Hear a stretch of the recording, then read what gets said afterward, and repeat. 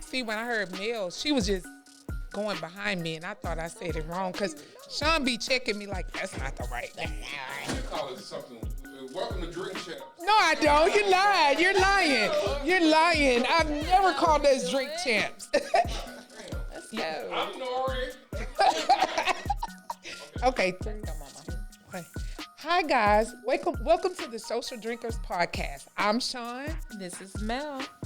and we have our special guest I'm Katrina. Hi, I'm Wenderlin.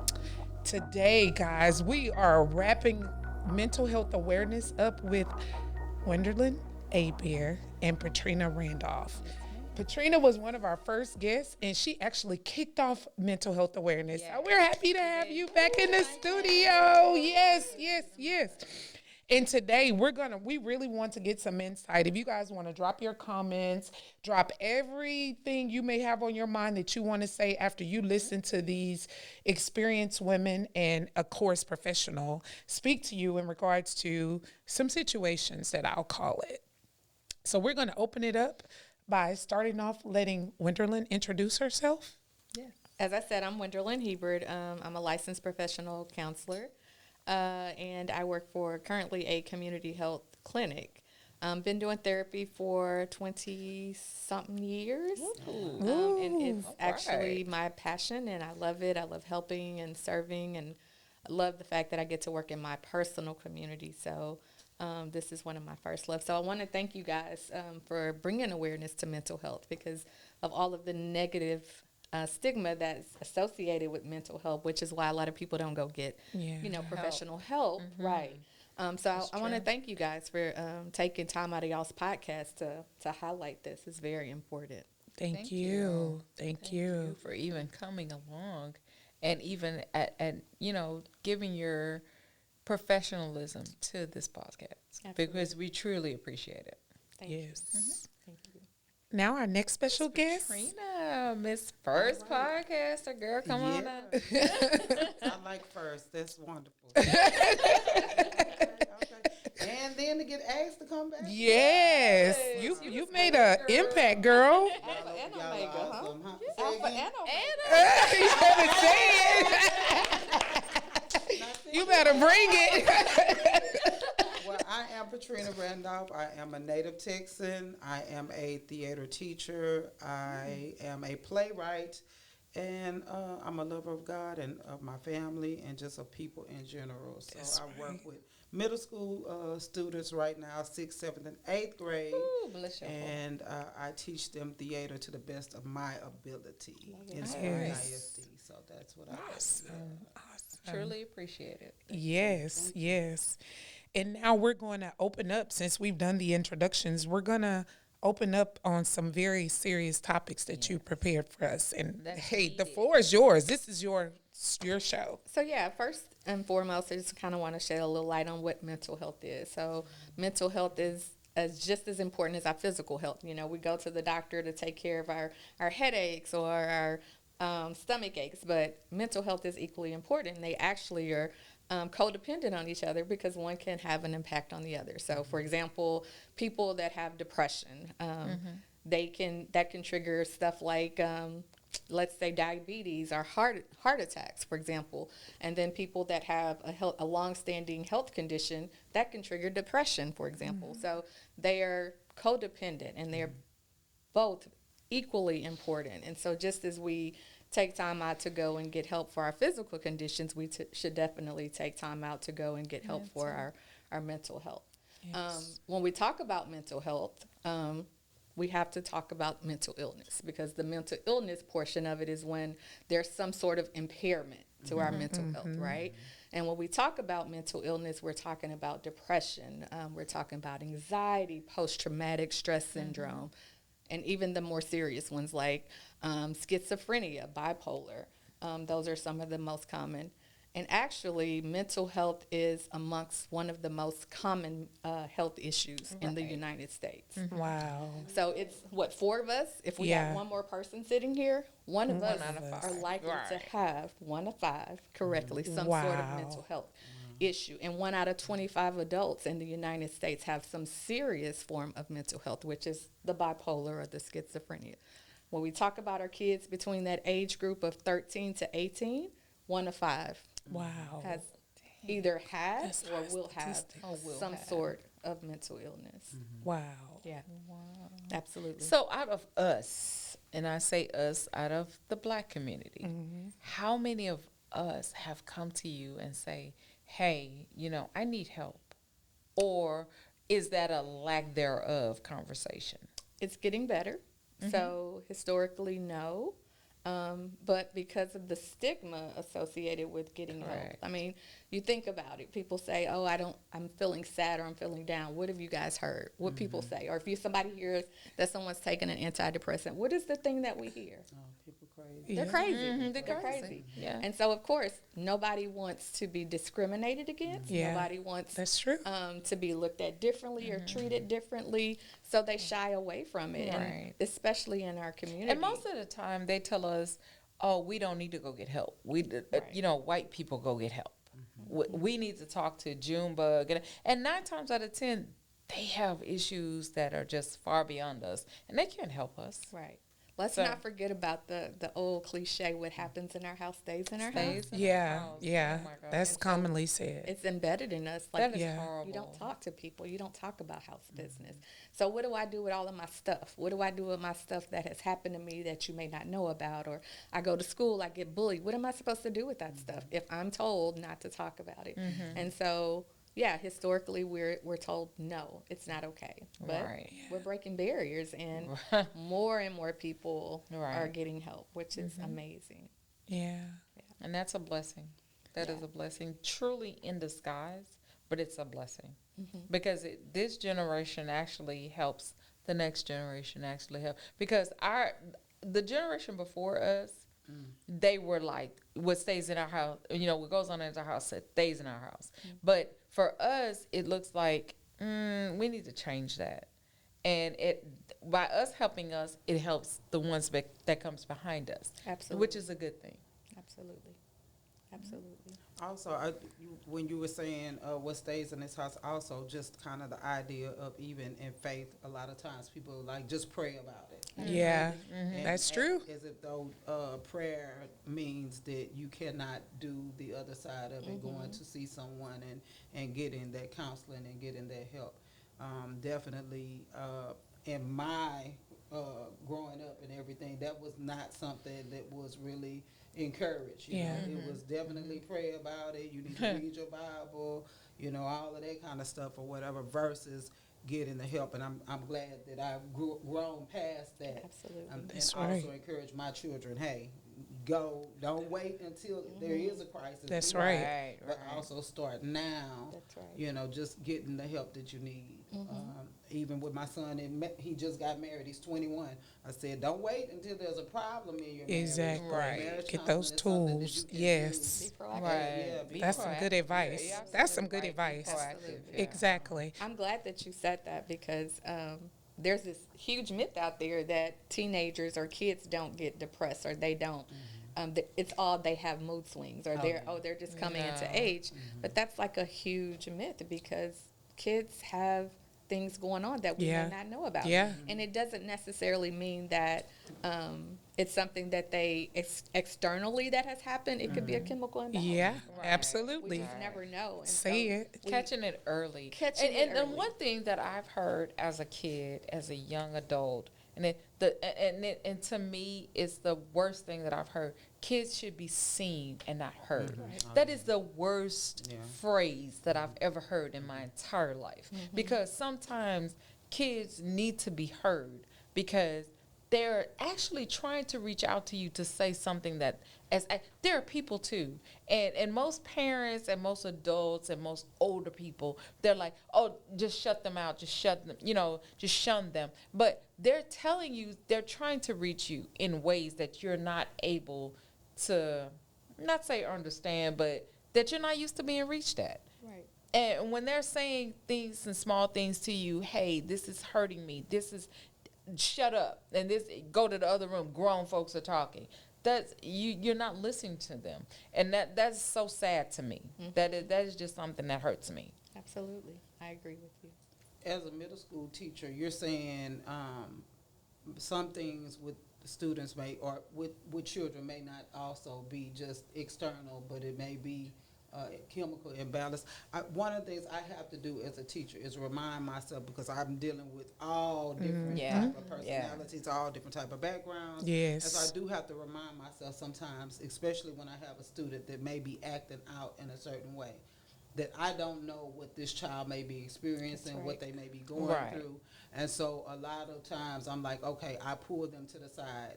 Let's have a private conversation.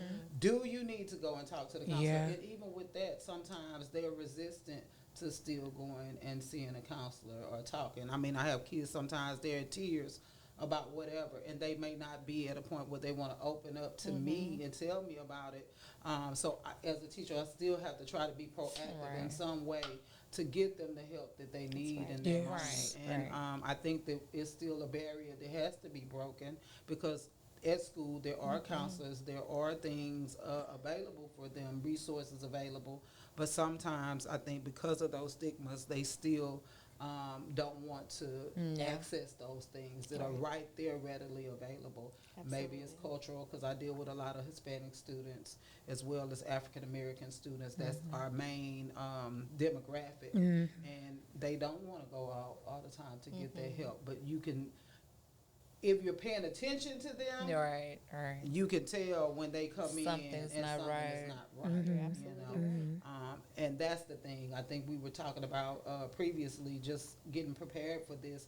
Like, what are some signs for things? Yes. And I think that it really takes somebody that's in tune and really paying attention to Yes. the people that are around them Right. in order to tap into that. Right. You're absolutely right, because there are signs. I mean, when you see a change in anyone's behavior, whether it's a child or an adult, they become withdrawn, or they start, saying certain things that's out of their character, or just think about kids. So as children, we didn't really know how to express feelings, right? And then if we're told, as Mel said, children should be seen and not heard, we don't know how to express those things. So what do we Right. do with that? So as kids, we communicate with our behaviors. So when you see kids acting out in school, it's likely their way of communicating something's going on. I need something. There's something I Right. need. And so paying attention to those things, and not just saying, oh, this boy's bad, or oh, this girl's acting out. No, this child is communicating something. Right. What is it that they're and 9 communicating? times out of 10 is being suppressed. Right. You have to suppress your feelings, because you're saying you should be seen and not heard. So therefore, I got to suppress what I'm feeling, and then I grow into an adult and I'm still suppressing. And at that I don't know how to communicate at this point, because now I've been told to shut up for so long. Now I don't know how to grow older and say, now this is how I feel. This is what I need to say. This is what I want you to understand, and things like that. So now I grow into a relationship. Now we don't know how to communicate, because I don't know how to communicate. And 9 times out of 10, you've came out of the same situation that I've came out of. So I've come out of, I'm sorry. But, now we're not talking to each other. Now we're yelling and cursing at each other. We don't have no vocabulary at all to say to each other, because all we know is what we've seen.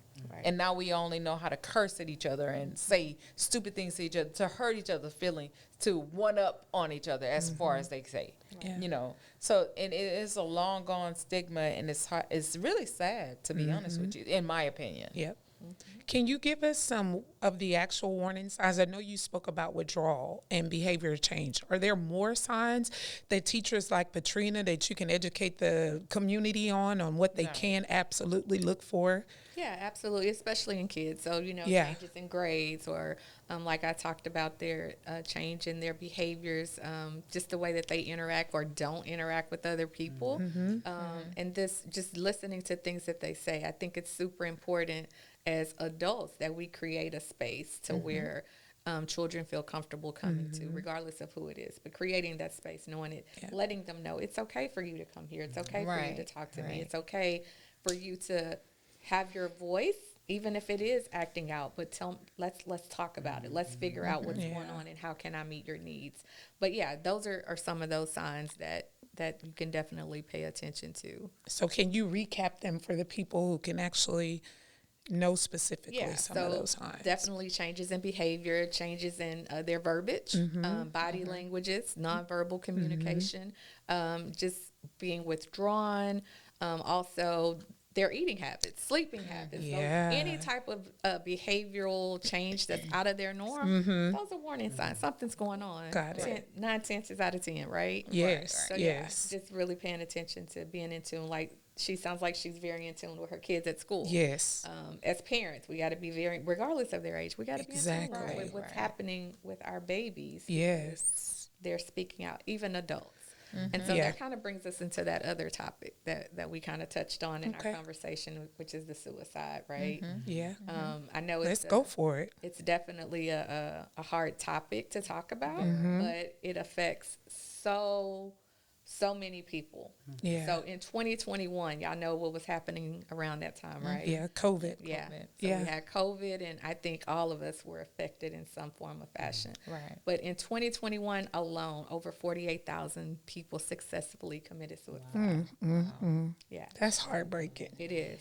Very hard. And that's just in 1 year. That's in 1 year, Yeah. 1 year alone. And so I think it's important when I talk about creating that space of having for other people or even for yourself, knowing that it's okay to talk about those things, those tough topics, and, Yes. and having someone to go to, because it's better to be there and hear those tough Right, things sometimes. right. Even as parents, we may Right. not want to hear, Mom, you've been a sucky mom. But if that's what's going to help you Yeah. to save that baby's life, then I need to hear it. And how do we fix That's it? right. So even having to hear those tough things, but being able to create those conversations in that space.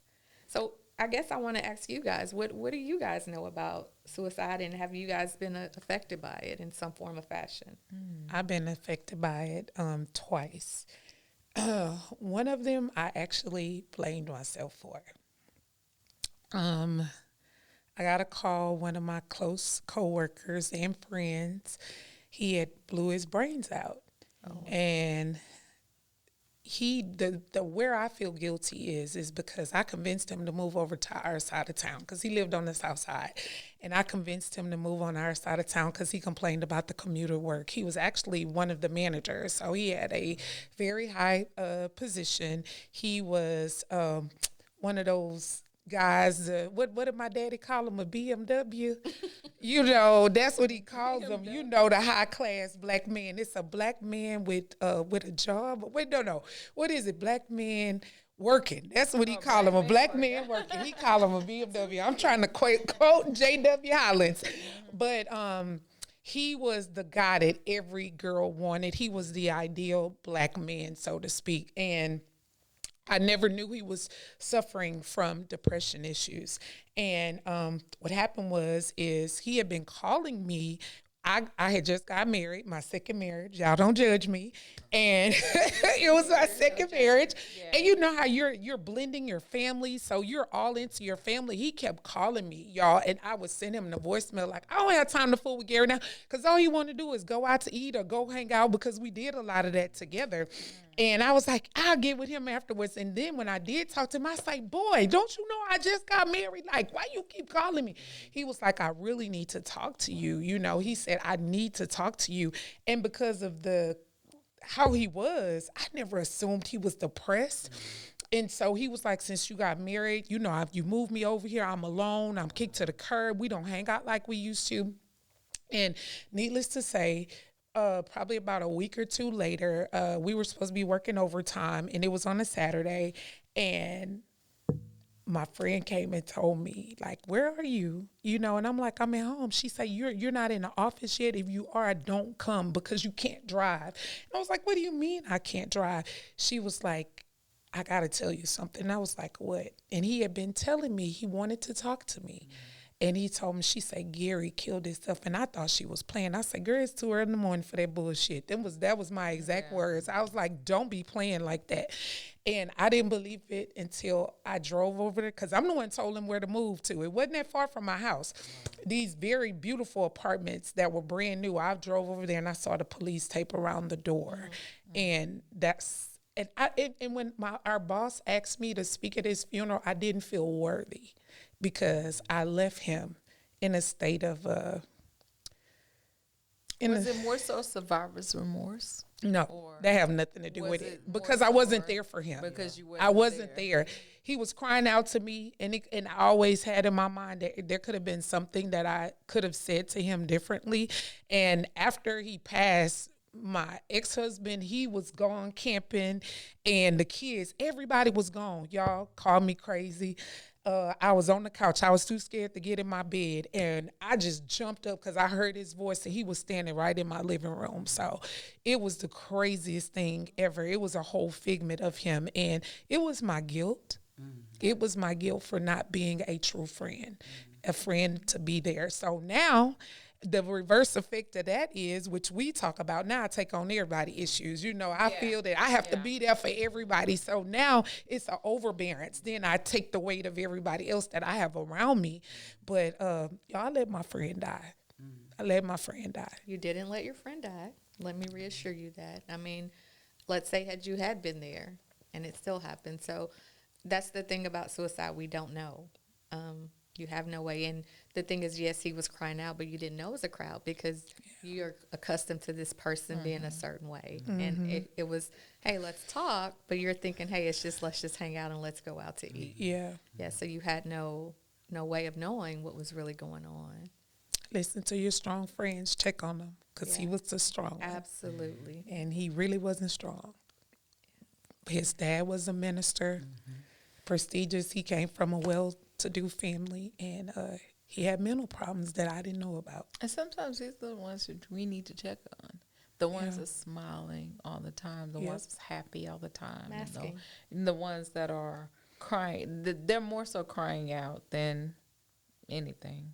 Yeah. And I know that because sometimes I feel that way. Yeah. I'm always the one that goes check on somebody. I'm always, and I feel like sometimes if I don't call, nobody calls me. And if I don't say nothing, nobody says anything to me. Yeah. So for a long time, I lived with that. And then I'm like, you know what? Screw this shit. I'm not calling somebody. And when I stopped, that's when it's like, oh, Mel, you tripping. Oh, you acting funny. Not. And it's nobody calls and check. My mental has been really screwed up for a very long time, but nobody will know that because I would never say anything. Yeah. I was always the life of the party or smiling and everything else, but crying and dying inside. But nobody wants to hear that because they always want to hear the happy parts. Exactly. About you. And then they disappear on you when you got issues. disappear. They don't want to And hear when that. you You're down speaking of today. it- Let me move around. When you speaking of it, Yeah. girl, you tripping. Oh, you acting funny. You know, no, I'm not. I'm really This is needing how I help. feel. But I can't talk to the ones that's around me because that's not what they want to hear from me. They want to hear the happy parts because they need to tell me what's wrong with them. Yeah. And I'm okay with that. Yeah. But all the time, I'm not okay with that. Well, you know? you're important and you matter to us. Thank y'all. And thank but you for you know, your it's just been. Yes. I'm honestly saying it's been that way for a very long time, and being the only girl growing up around a lot of guys, that is really and my mom, bless her heart, she's tried the hardest, but she's more so like, okay, we'll get through it, but just go do this, go do that, and da-da-da. And my brother's like, oh, girl. For a long time, I thought my name was old stupid ass girl because my brothers would say, my brother would be like, girl, old stupid ass girl, go, do this. Yeah. But that's the way they communicated with what went on with them. Right. So when I'm asking things and I'm like, oh, you know, that peered me from having a relationship with different women, being friends with women and things like that, because I'm like, okay, this is just the way that people are. Yeah. And I don't know how to react to that. So I geared towards men and geared towards guys because I had 3 guys growing up and didn't know how to react to. So I stayed to myself, being never really just reacting to people, just, you know, being, hey, that's just the way the people are, women are. I'm okay with that. They go that way, I go this way. But it really never reacted to the right way of being things, you know. That's just the way that I am personally. Mel and Gwendolyn, right? You were saying about signs, and Mel is saying that she changed, right? And so in situations like that, when we were originally talking about bringing this subject up, and Yeah. I was like, well, I don't really think I had any signs when I actually had a suicide crisis myself. And after listening to you, I'm thinking, yeah, I did. Right. Yeah. You know, I again, being that person that's always calm or always there to listen to other people, I don't think, even now listening to you, I'm like, oh yeah, I do remember withdrawing. Yeah. I do remember being more to myself and not being as outgoing and feeling like that's what I needed. And then having a moment where I just crashed. Yeah. Yeah. And so I do hear what you're saying. I think that we talked about children, but our adult friends That's and, right. and Yes. being available to people. Of course, you do have your own life, and so that guilt and That's all of that Yes. stuff, you know, we have to be able to check those things, I Right. guess, too, Right. because we have a sense of responsibility to the people that are in our life. At the same time, like you had also a responsibility to your Yes. husband and to your children. Yes. And so I think resources for people are Absolutely. what is also Yeah. important, you know, because what do you do when someone is not there for you? Right. Right. Right. Right. You know, how do you cope with that particular thing when nobody is there? My breakdown happened. I was going through a divorce. Yeah. I think I may have actually been divorced at that moment, but I also being the primary caregiver for the children and working. I had my car, and my car, Full I think plate. I got a flat tire that day. Yeah. And I think I had tried to that's what I said, I think I was divorced already because I started dating.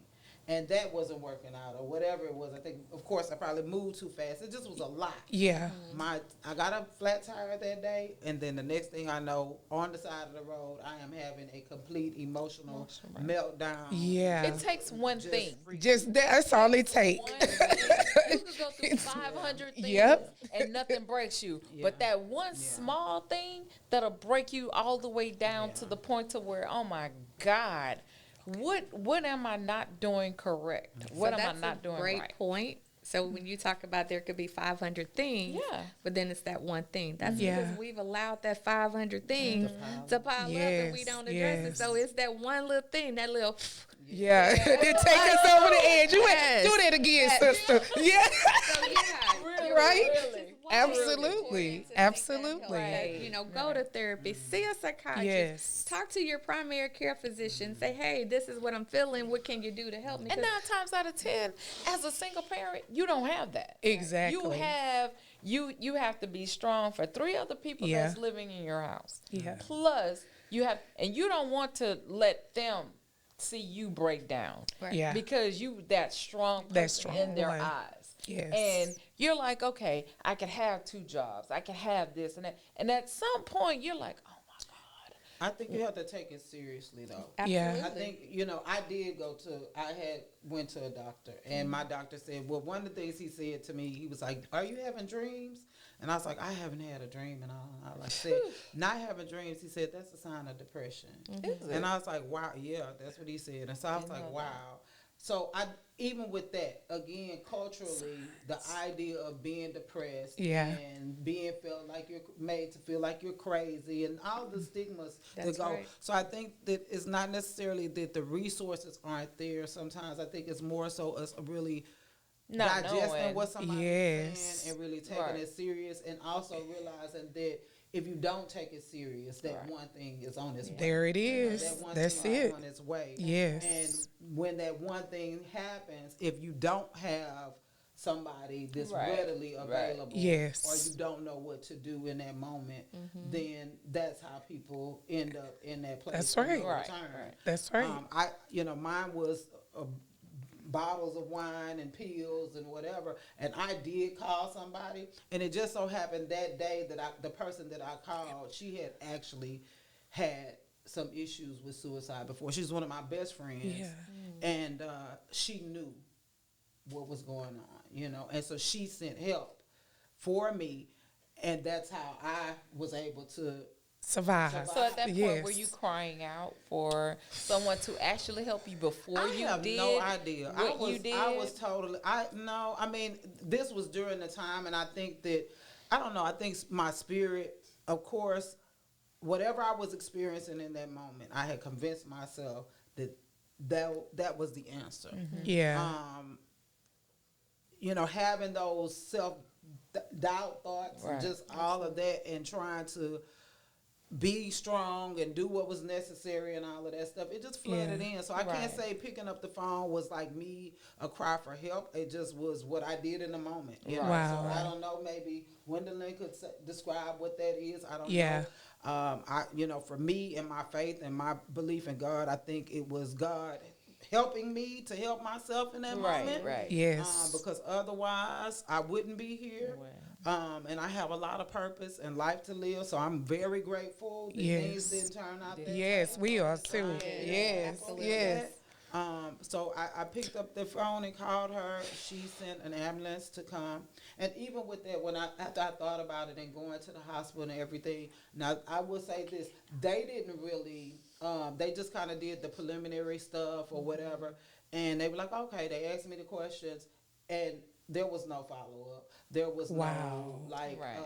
you know, it was like, okay, well, okay, fine, you go home. Not that I wanted somebody to send me somewhere else. Right. Right. You better see it. But A follow up. A follow Right, up right. to ensure you saw a I counselor. needed more. Yeah. And just when you go through things like that, if there is not more, then there's still those things are still Yes. Right, there lying underneath. So coming from your experience, not even to cut you off, because your story is always phenomenal. You bring us such awareness to a lot of different topics. But if you could elaborate, pending being in that situation, like what would you encourage the caregivers to do after a person has been in that situation? What would have really helped you after the fact? I'm gonna say my family again. People close to me really taking it seriously and not being like, okay, well, Tripping or it's anything, Patrina. She yeah. just had a moment, because you're so used to that person being and doing all of these things. Yeah. Like, first of all, going through a divorce, you joked about that. Anything really major life changes and Yes. stuff Right. like that. Yes. Like, check on people. It's and like a be debt. for real, and Yeah. not just act like, you know, the judgment and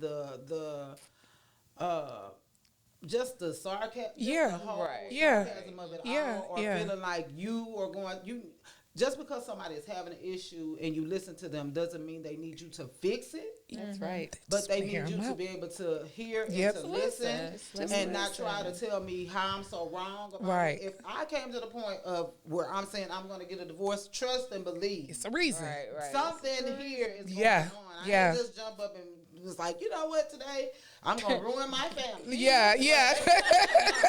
You know? Yeah. No. I mean, He breathed wrong. I don't like the I way was he going chew. through emotional abuse in Yeah. that situation, Yeah. you know, and for me getting out was just saying, okay, look, at that point I needed to choose me. Now That's there's right. fallout and That's there's a right. lot of stuff that goes Choose along you. with that, but people were not supportive in that. They were Right. more judgmental.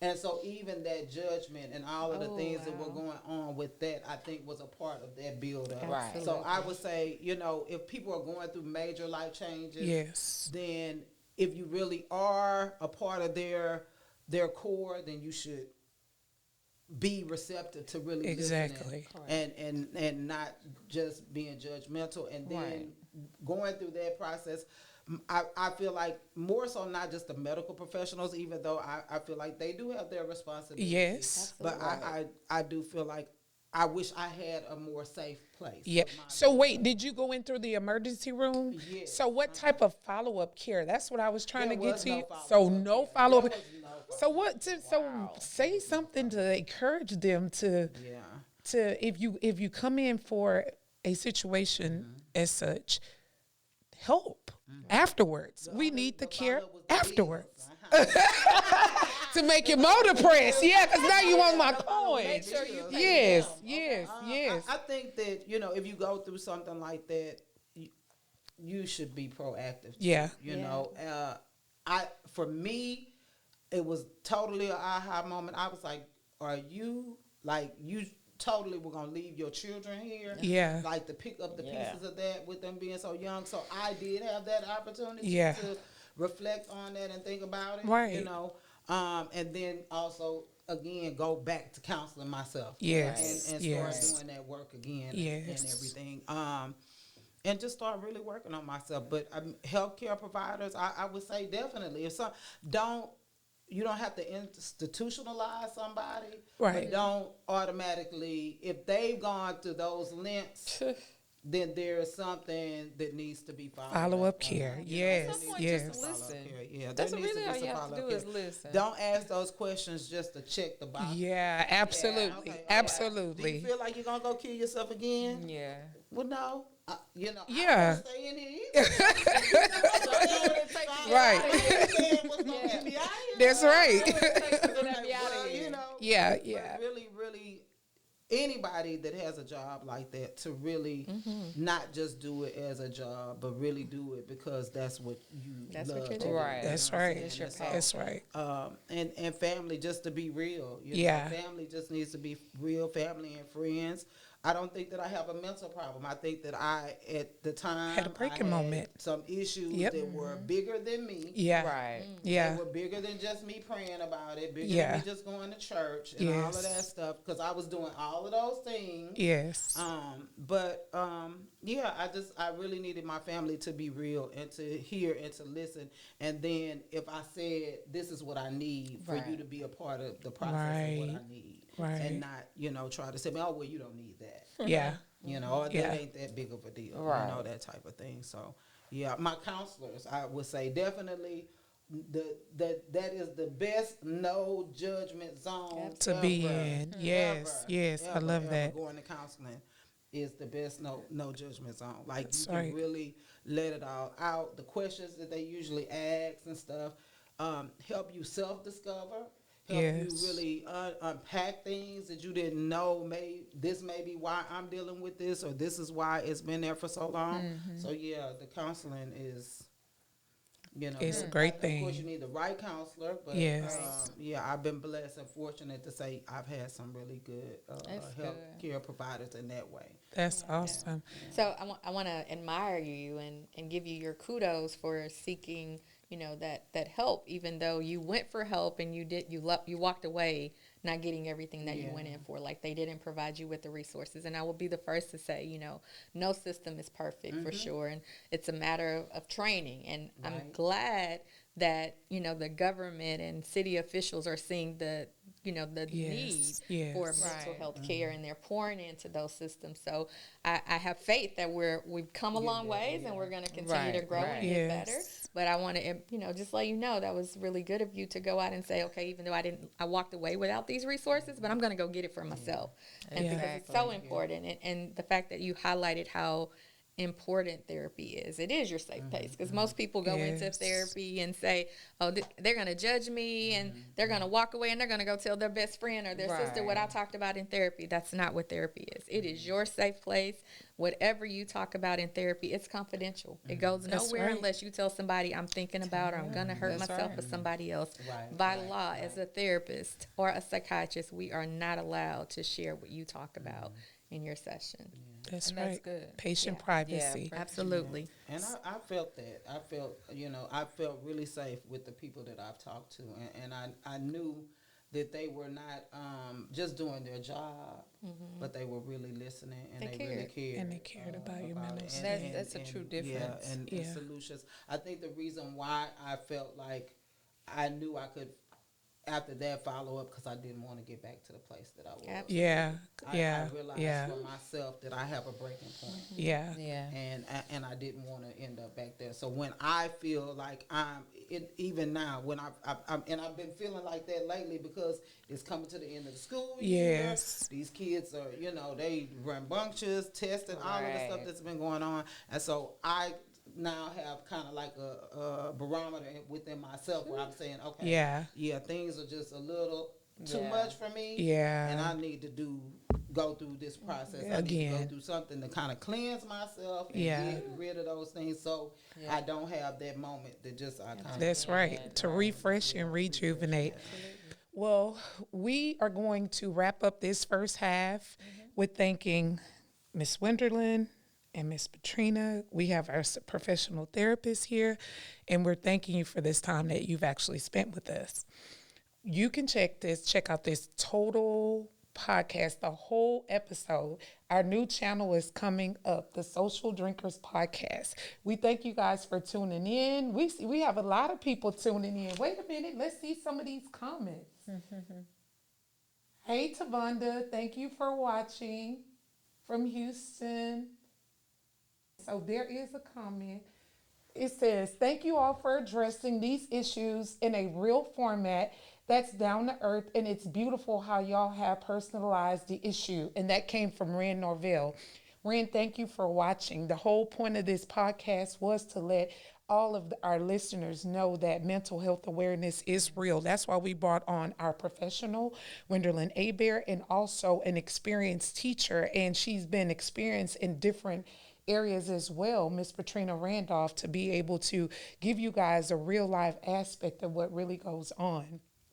Now, let's talk about the misuse of medical terminology, diagnosis, things of that nature. Can you give us some insight on that? So I'm going to turn the question back over to you guys. What are some common things that you hear when you talk about, let's say, ADHD or bipolar? What are some things you guys have heard people say? Oh, if somebody's just being different, Yeah. you know, they'll be like, oh, I'm bipolar, or they're bipolar. Yeah. You know, they equate it maybe with even with your zodiac sign. Yeah. Gemini. Yeah. I'm not going to read it. They are. Those Geminis are bipolar. We got two Those back there. Geminis are very, And you weren't very even on that text. especially the June Geminis. They Yeah. are very, The very fifth and sixth bipolar. ones, you know what I'm saying? Somewhere up in there. Or y'all, what about the girls that be like, y'all know I'm OCD. You go to their house, it's nasty than a motherfucker. Like, where you OCD at? You know, I mean, You're I'm just, normalizing the that's things what that you're you do. doing. That's But- what you're doing. Oh my Yeah, gosh, that's yeah, used pretty often. Well, I could say with ADHD, they diagnosed my daughter with ADHD. Now, was she? No. And they put her on different type of medicines. Those medicines drove me up the wall because at one point she would cry all the time. And it was like, oh my gosh, what is really? And then it was more so she was depressed for a very long each drug that they gave her took 30 days or more to get in her system. And with those 30 days, it caused her to be all kinds of different people. And ended up, once she really went to a psychiatrist and really sat and talked, she was more so being bullied. And that was it. That was the end all be all. Like, she wasn't ADHD. She wasn't A B C D E F G. She wasn't none of that stuff. She was communicating with She her was behaviors. just Yeah. yeah. Pretty much. She I like was just how you being put that. bullied because Journey was tall. Well, is still tall. Journey is 5'10" or 5'11" at this point. And in junior high school, or middle school, it was hard because she was trying to dumb herself down to be around her peers. So that made it more so, I don't know how to be me. I know how to be around other people. And when she started, even if I tried to make her tall, stand up, and be broad, and be who she is, she didn't know how to be because kids are cruel. Kids are very cruel in elementary school, junior high school, even up to high school. It's just really hard. So that's really what she was doing. And it wasn't the ADHD, even though we were feeding her these drugs, it just turned worse than what it was. And it's sad. Absolutely. And so when we do misuse, which is where that stigma comes in. People are like, "Oh, you're saying I have ADHD because I'm moving from here to there. It's just Right. that I don't want to sit don't wanna still." sit down. Or my Yeah. attention span is short. Exactly. So that's where that stigma comes, that labeling. And a lot of parents shy away from getting their kids help because of that labeling. Yeah. Like their kid is acting up at school. Teachers are like, hey, there's something going on with your kid, and the parent, I hear it all the time. Parents like, I don't want to label my kid. I don't want to label my kid. But it's not so much a label. It's finding out what's happening. What's Kids are sitting- happening? First of all, let me address the kids Absolutely. are sitting down a whole bunch at school. Yes. That So part. they go from class to class. They have like 5 minutes to transition between class to class. And every class that they get to, unless they're in PE or something like that, most classes they are required to sit down. And they can Right. burn that energy. You have to sit down, and I do even in theater. Like it's theater, but I have 30, 40 kids in my class. The class is not that big. You know, I got tables in there and all of that stuff or whatever. Still, at some point, they're sitting down. And so, even as a teacher, at times I feel bad because this is the environment Right. that they are in their learning environment. So, yeah, I have kids, of course, they don't want to sit down. They ride the chairs, they do all kinds Yeah, of stuff yeah. or whatever because they've been sitting down All day. all day. They have to burn that energy somewhere. And so Yeah. I tell my kids sometimes, I'm like, y'all really need, I feel so bad because it's like you really need to be able, because they touching each other. all They the need time. an Yeah. outlet They at hitting this each other. some They point. just Yeah. do not have enough outlet. Yeah. That's at right. school and the way that the school system is set up right now for them to really have that break from being still all the time. They're in a classroom.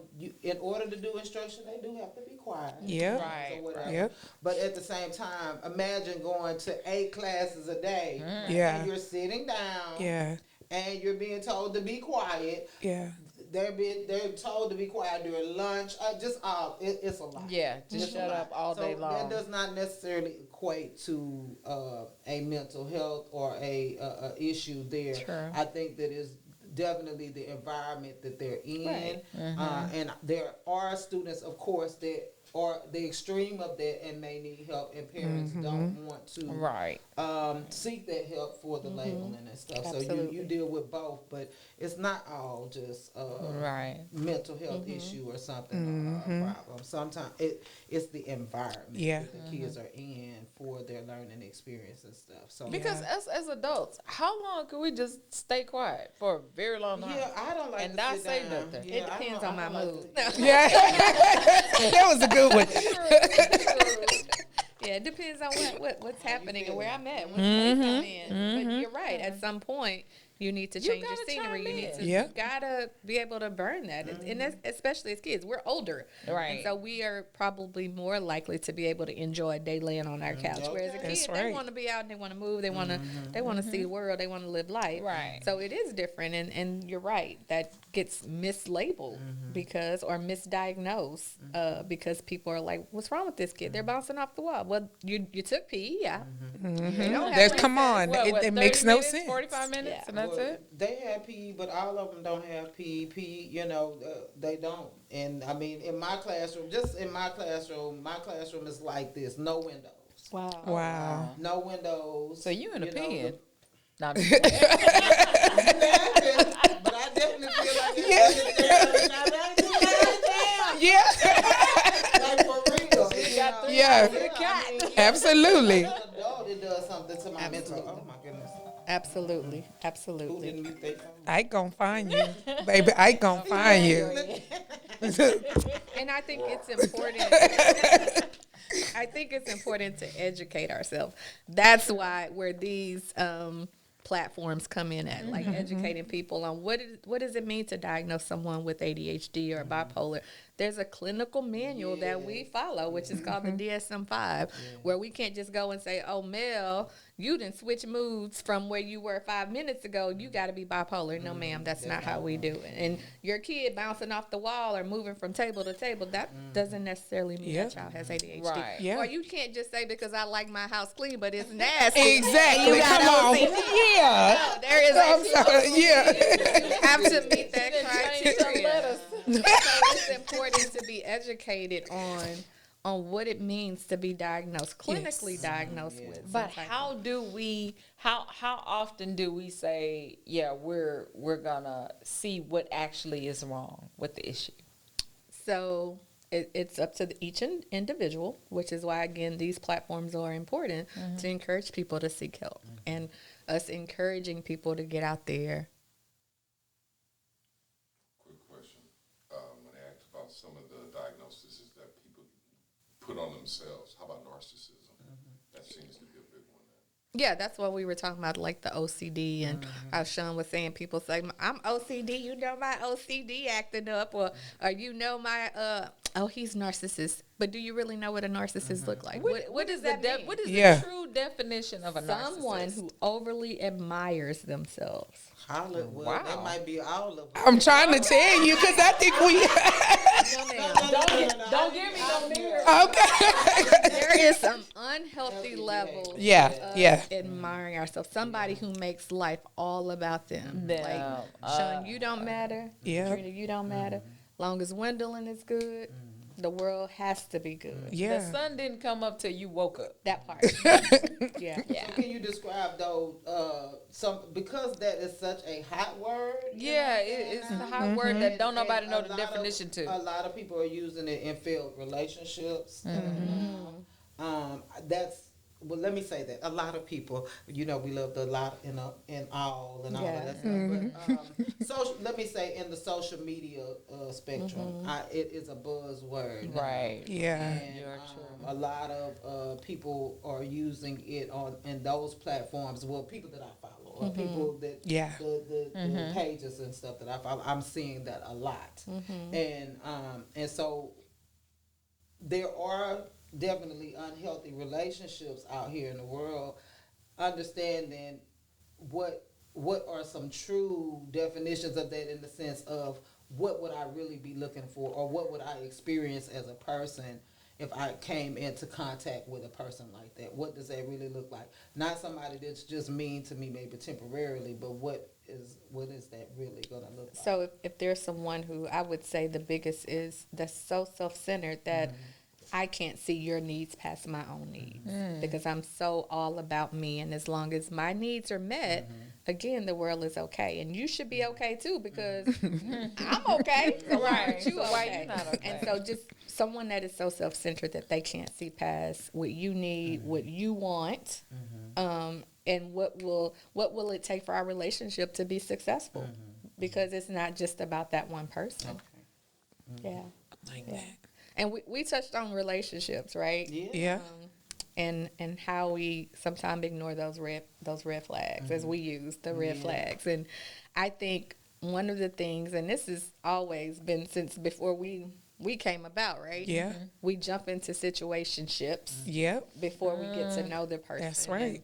Yeah. The first thing that attracts us is either the personality or the physical appearance, right? Yes. And so we forget to ask those tough questions like, hey, is there any mental illness in your family? Or, hey, were you sexually abused as a child? Like, we forget to act, or it's not I comfortable. was like, do we forget or we don't want to? It's a mixture of both. You don't It's a want that mixture of answer. both. Yeah. And sometimes we don't want that answer. Yeah. Because Yeah. why? Because then that means I'm going to have to walk away from this. And find me another damn man. Lord have mercy. Like we weren't taught that. Well, who We was really weren't. taught to ask those? Yeah, kind of Yeah, that's those type of true. questions, That too. right. That too. We were not taught that. That That's too. kind of That Especially too. as a young lady, we were Yeah. not taught to ask. Yeah. that. Yeah. Does he have a job, and does he live with his mom? Now, Yeah. that's the truth. Right. That's the Those are the let's main be questions. real. Yeah. Does he have a job, and does he live? Can he take care of you if I put your ass out? Yeah. That's all that should matter. And then That's all that we matters. also don't talk about like asking that person, do you get depressed often, or do you have an issue with depression? You know, because that can lead to having traumatic experiences in a relationship, especially if you're not equipped to be able to deal with a person who does suffer, like definitely suffers from depression. Like, so what questions would you ask outside of the two that you just named for any person, male or female? Because women are just as nuts as men are. So it's use no that different. term. Okay, I forgot who I was talking to. So women have as many issues as men do. They've So experienced life. yeah, exactly. yeah. So what would you just give us like a general synopsis of some questions that we can ask to keep us from being in some detrimental situations? Absolutely. So finding out about the family, like Okay, we family everybody's history. into this Life 360, not like, is it Life 360 or it's finding Life out your 360. DNA? Well, Yeah. this is your free Life 360 where Okay. you get up in their DNA. Yeah. And start asking their questions like, tell me a little bit about your grandmother. Tell me a little bit about your grandpa. What was your relationship like with your Yeah. mom and your dad growing up? What was the structure of your household? Yeah. And that's going to give you a snapshot of how this person views. Either they want to do something different than how they grew up, or they're going to model exactly what Yeah. they Oh, experienced. yeah. Hurt people, huh? Really digging into Yeah. those things. Yeah. It's one or two things. Either you're gonna want to do something different, and so that's the other part. Sometimes people want to do different, but they don't know how to do Yeah. it. Yeah. don't have the tools. That's Yeah. the key word. They don't know how. Yeah. I don't have the Yeah. tools. I have no Ignorance. idea of it. Yeah. I know some of the things that I grew up experiencing, and I did not want to duplicate that with my children. Yeah.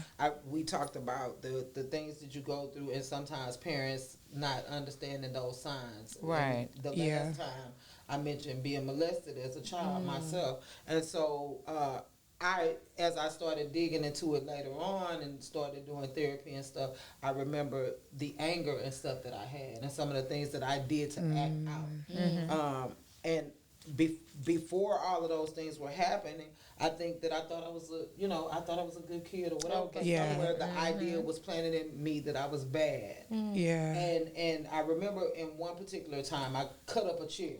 I had a cushion in the room and I cut up a chair. My mother beat my behind. Right? Yeah. And I'm gonna say behind because Sean would say ass. Yeah. Y'all see me out. But I remember that, and as kind of everything started coming together through therapy and all of that stuff, I thought about that, and I was thinking I had gone through this horrible thing. My behavior was a reaction to what I was going through, and I really didn't. I didn't know. Yeah. I just was React responding to what was happening to me because for whatever reason I couldn't verbalize it. Yeah. And that is the response that I got instead. Yeah. I didn't get a talking to. I didn't get somebody saying, "Okay, well, why would you do this?" Even though maybe I couldn't have verbalized why I did it. Maybe I just said I was angry. I don't know, but I got beat instead. And so Yeah. a lot of times, even in our culture, that's the answer to things that happen, and we don't really try to figure out what is going on. Right. I think that the first line is the parents. Yeah. And in that environment at home to be able to say, okay, if my child is behaving this way, there is a reason. Yep. And I'm not saying spankings are bad. Right. But you just got to get to the bottom. Yeah. Before you start Yeah. just jumping up and responding in that way. So for me, I didn't want to respond that way with my own children. Right. Absolutely.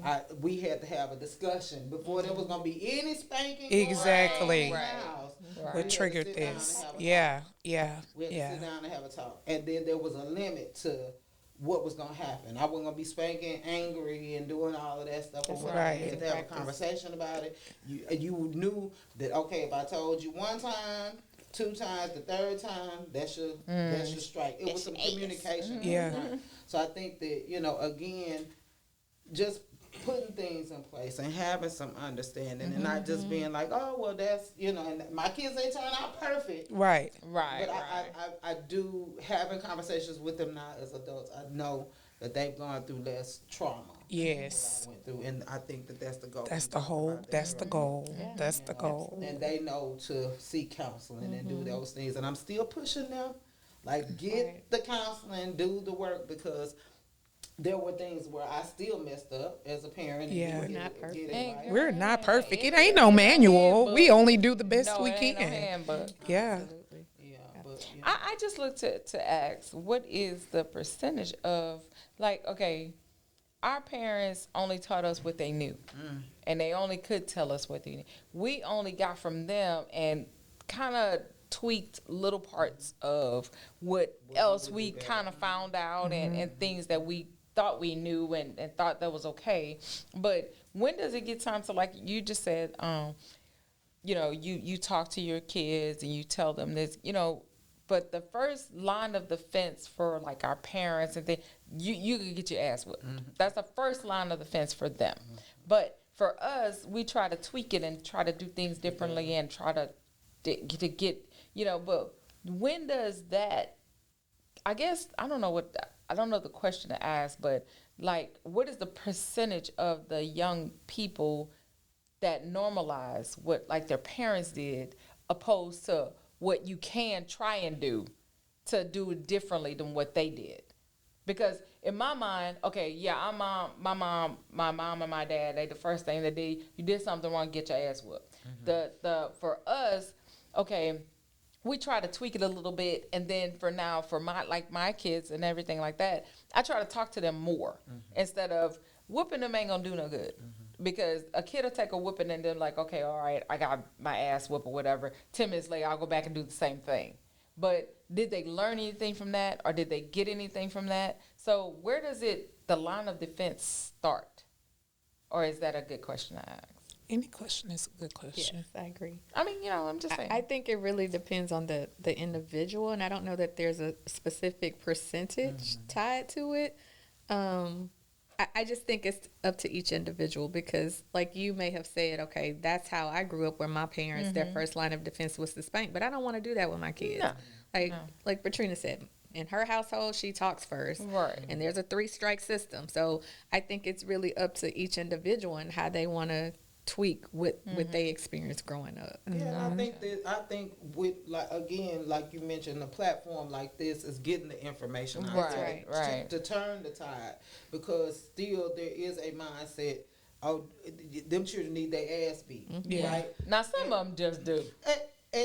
And I'm not going to again. I'm not going to say that whoopings are not necessary. That people they don't need that, but at the same time, there is, for every cause there effect, there is a cause. Right. There's something there. You know what I'm saying? And the illusion or idea that your house.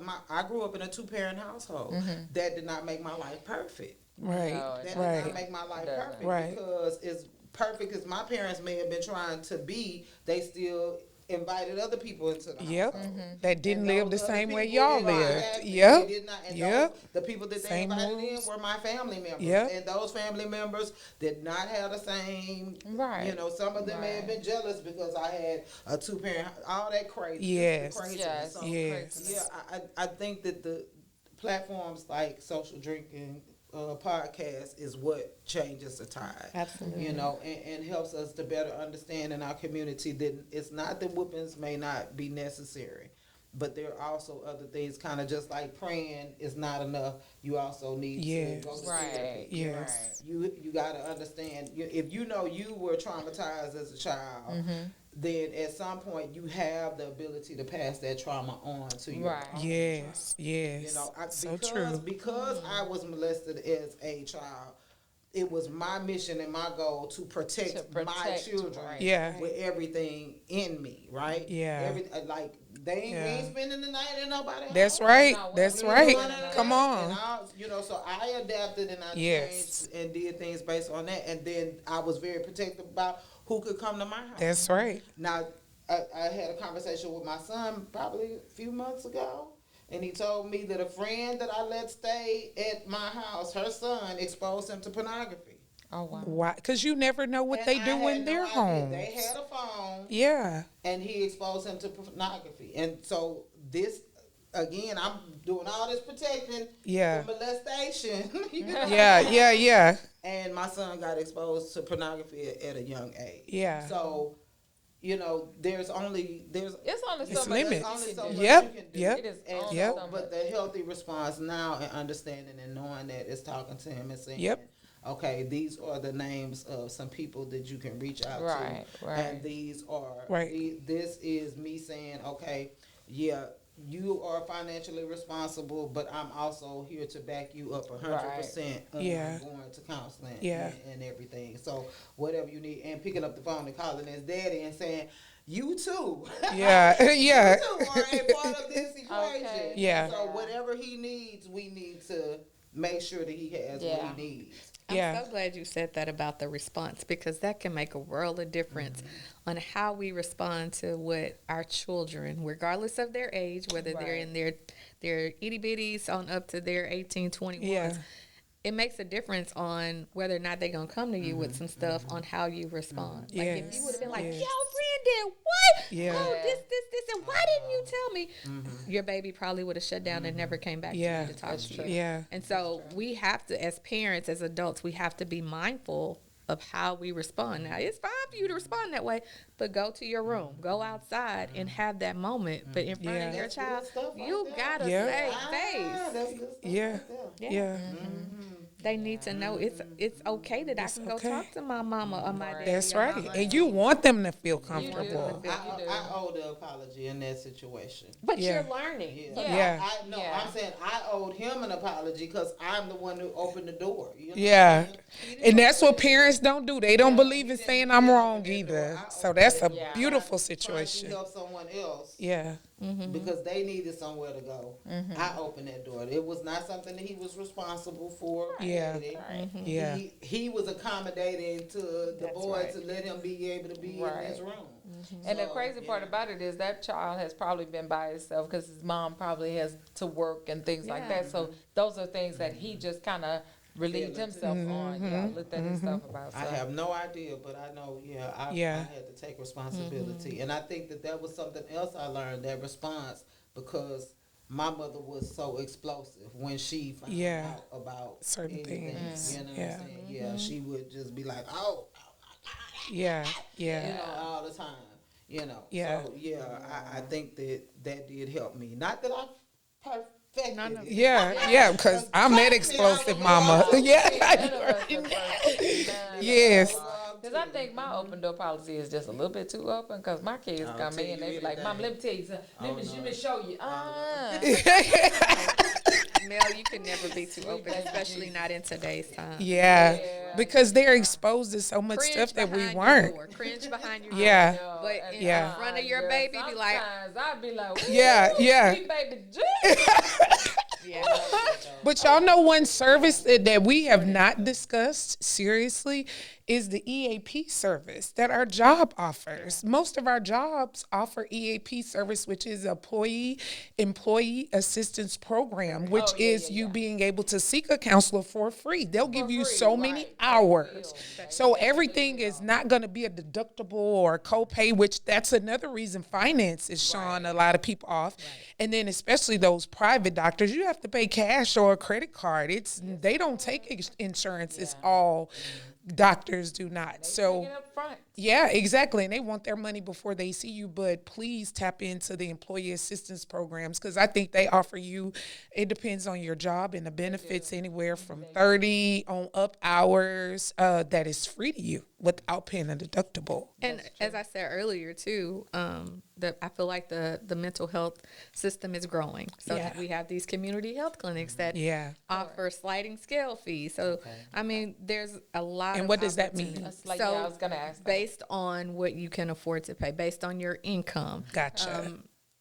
There's grant funds out there that It's you know called the sliding clinics scale fee? sliding scale. Sliding scale So fee, it's based on, and there's a lot of people in private practice too that'll do a sliding scale. That's fee. awesome. So I don't want that to be a reason why people don't get help because there's options out there. There's And options it, out and it there. is just, I don't think that some people just don't want to get it. A lot of people don't know.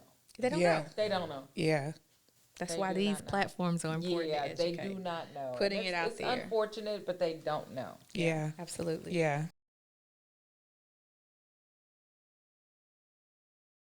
We've talked about some of the terminologies that are misused when it comes to mental health. Can you now give us some tools for coping with trauma? So yeah, of course, therapy is definitely one. And in therapy, you can definitely learn lots of different coping skills. But the internet is a very useful tool if you want to search like different coping skills. Search up coping skills for depression, coping skills for this. There's lots of resources out there on the internet. But just to kind of name a few, journaling is amazing. Oh, that's Yeah, awesome. journaling is amazing. Using different like breathing techniques if you're someone that suffer from depression. Cognitive reframing. So what cognitive reframing is if you're someone who experiences all these negative thoughts, these these self-defeating thoughts, changing those thoughts into something positive, or even challenging and say, nope, I'm not going to believe it. That's not who I am. That's not what I'm going to do. This is not how I live. Challenging those thoughts, not giving into those thoughts. Exercising, you would be amazed how exercise alone can help your mood, because it helps release those endorphins, and endorphins is what controls our mood. So if we're exercising, we're releasing those endorphins, and you'll realize, oh wow, I feel much better than I did an hour ago. So exercising, eating healthy, getting good night rest of every night. It's 8 hours. They recommend at least 8 hours. So those are things that definitely benefit your mental health. That's How awesome. would you go about journaling? So that's something I've always considered.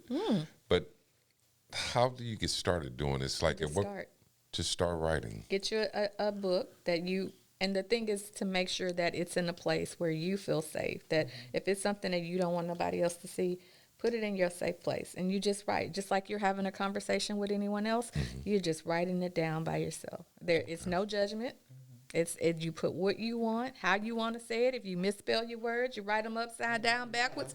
It doesn't matter. Just get it out. So is that a way of venting, or? Absolutely. Okay. Processing, venting, yes. Okay. Yeah, I did not know, but that is, I believe that maybe I was a writer from birth, but definitely that has always been my coping mechanism, is to write. That's awesome. And there's a thing called a dump, where you just, before you go to bed at night, you just dump your thoughts. Right. Absolutely. I don't think I got enough paper for that. Just dump your thoughts. Well, I mean, you can set a timer for it. You Yeah. can just keep going, but you can set a timer It's for like it. you're purging The yourself. purge for the end of the night. I like And that. just dump the thoughts out. Don't take And it to They bed don't with have to be in any consecutive order. Just start I writing like just that. how you feel in that moment.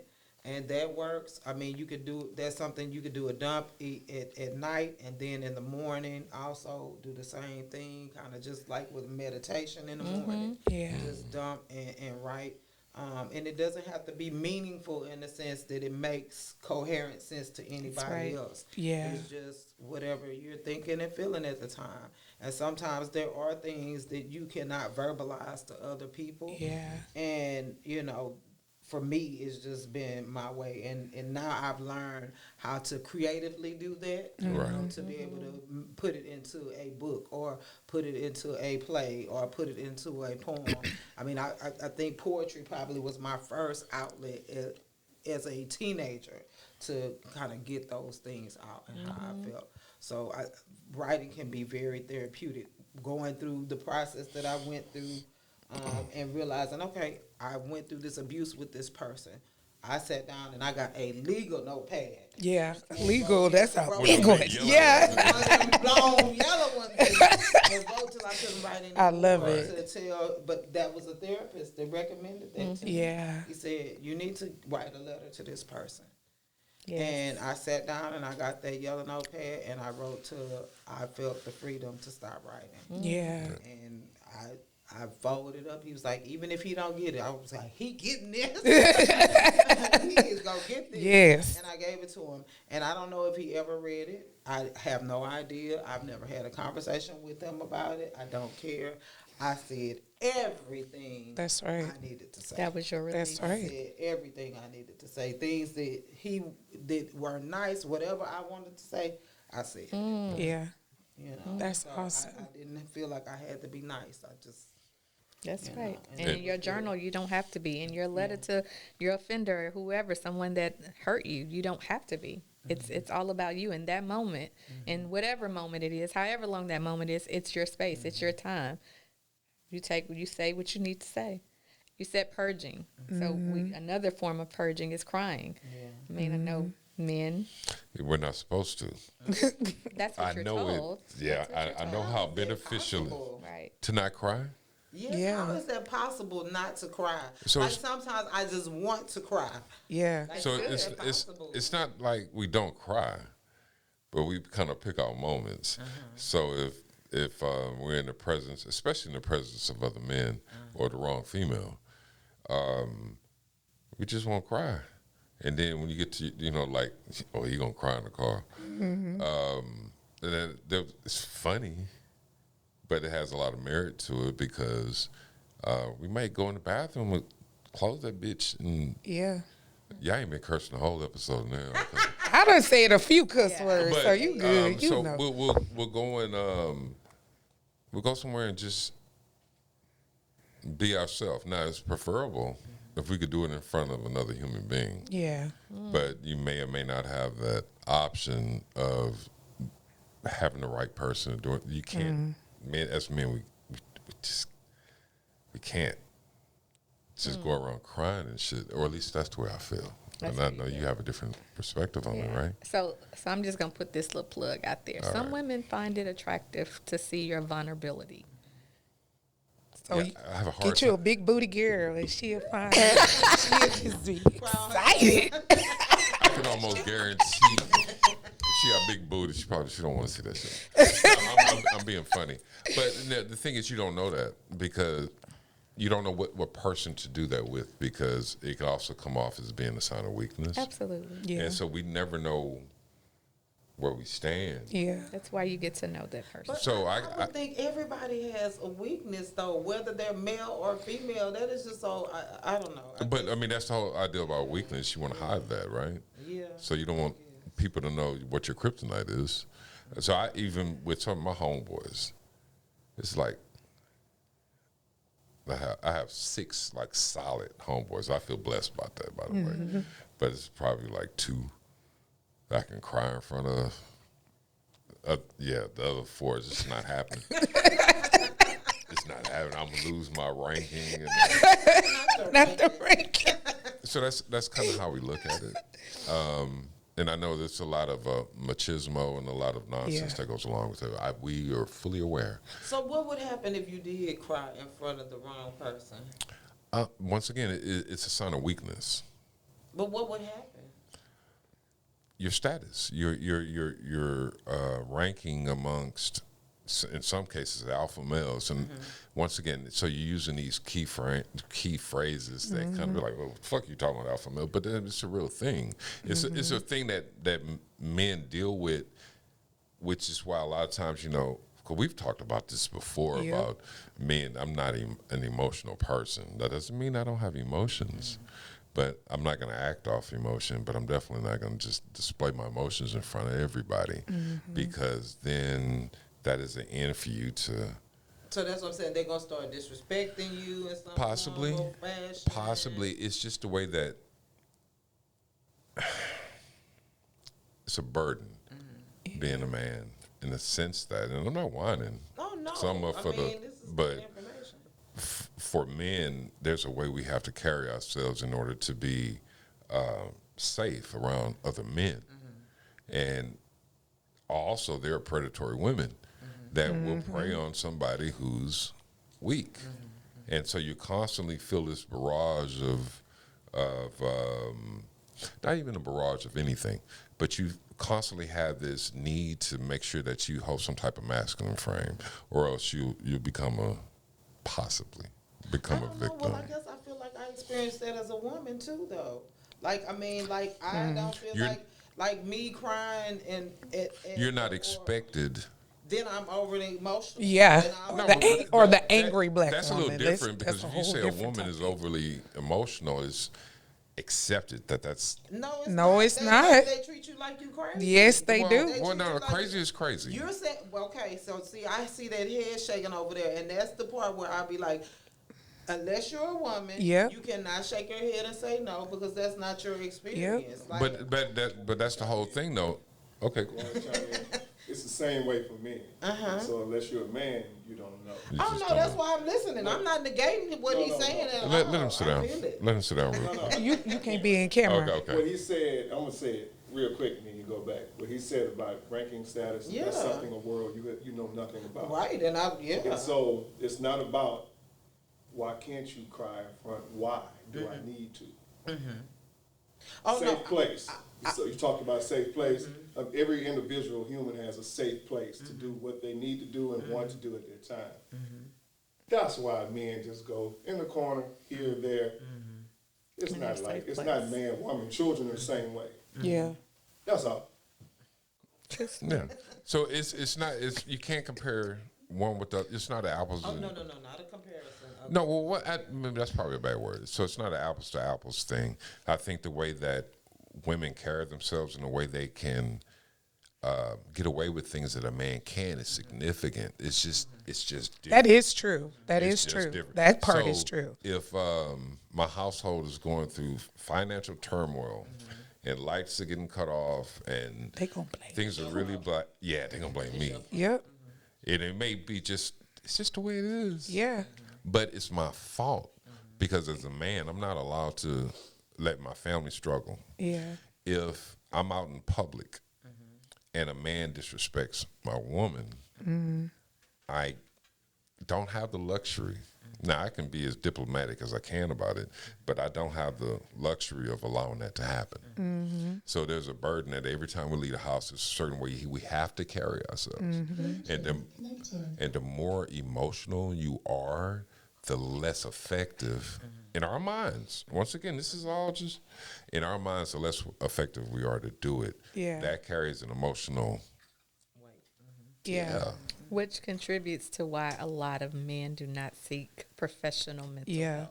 Yeah. Because Because of their judgment. that expectancy Yep. of them to be a certain person, a certain way, and being able to hold it together. Absolutely. Yeah. Recently, I went on a date, and the guy was like, I think I told him about the podcast, and he was like, what you need to go see a counselor for or something like that, and life gonna happen. And I was like, that's the last date you gonna. Okay, because I'm clutching my pearls on that one. No. He was like, absolutely What? not. Like counseling and therapy for what?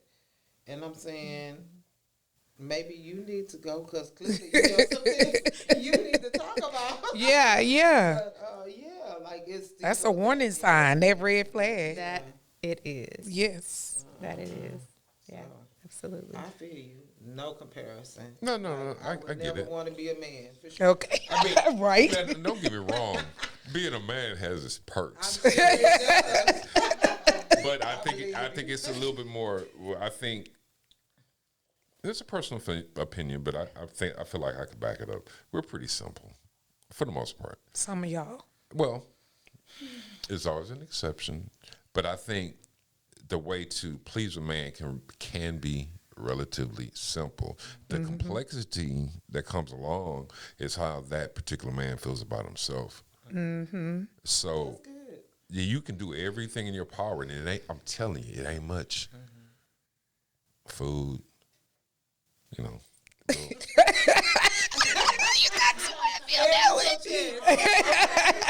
Put some bravado on it. A little intimacy. Yeah. No, that ain't what he wants to say. Stroke his ego. Yeah. Even if you not lying, but you kind of Elevating it. Sugar, you just sugarcoated stroke, a but bit. make it sound believable. But stroke his ego, so Yeah. when he leave the house, his chest is pumped out. Yeah. So what you end up doing is you create a stronger man, and then if you go out and you have a good day, it's like, oh shit, what Yeah. she said is real. Now you start. That's building up. Yeah. Right? So it's a mental thing. That's true. But if the man is in a relationship, I saw a video not very long ago. The guy came home from work and the chick didn't have his dinner made. And she was standing at the microwave. Y'all can pull the video. We can look at it afterwards. But she was standing by the microwave. She was eating pizza and shit, like a piece of leftover pizza. And he's like, man, I didn't work the 12-hour shift. You can't even cook for me. Well, I got this pizza here. And so that breaks that man down because he went out to do these 12 hours for you, not just for you, but for his household. And he come home, and now he has to battle you for food. So it's not just about him not eating, but now he starts to feel like less of a man because I went out and provided, and I don't get to eat. Yeah. And so there's two ways of looking at both of them. You can tear your man down, or you can give him little subtle compliments and stuff to build him up, and now you have a fucking Marvel hero living in your house. Which one do you want? A broken man or a dude that feels like he can conquer the world? Yeah. And so then the other part to that is figuring out why she's not able to provide those things. Maybe that's her language and she's speaking out and she's crying out, say, hey, it's something going on here that I can't have that hot meal cooked for you. Right. So tying that back into that whole mental health, like what is it going on with my maid that she's not able to meet my needs? And what is it that I could do to help her and vice versa? Yeah. Oh, well, I'm going to cook for my man. No. Okay, look, just go and tell the public. She cook hot meals, Sunday dinner. So you said there's Yeah. a reason why she might not be able to There actually definitely could fulfill be. that need. There definitely Yeah. could be. And so a lot of times, since we're talking about relationships, a lot of times what do? We get pissed off and we're like, oh, they're just not going to meet my needs. They're not going to take care of me. We shut down. Whereas we need to bring it to the table. Let's address the elephant in the room, baby. What's going on? Why wasn't there a hot cooked meal? This is not your norm. This is not what we came into this relationship doing. Why the shift? What's happening?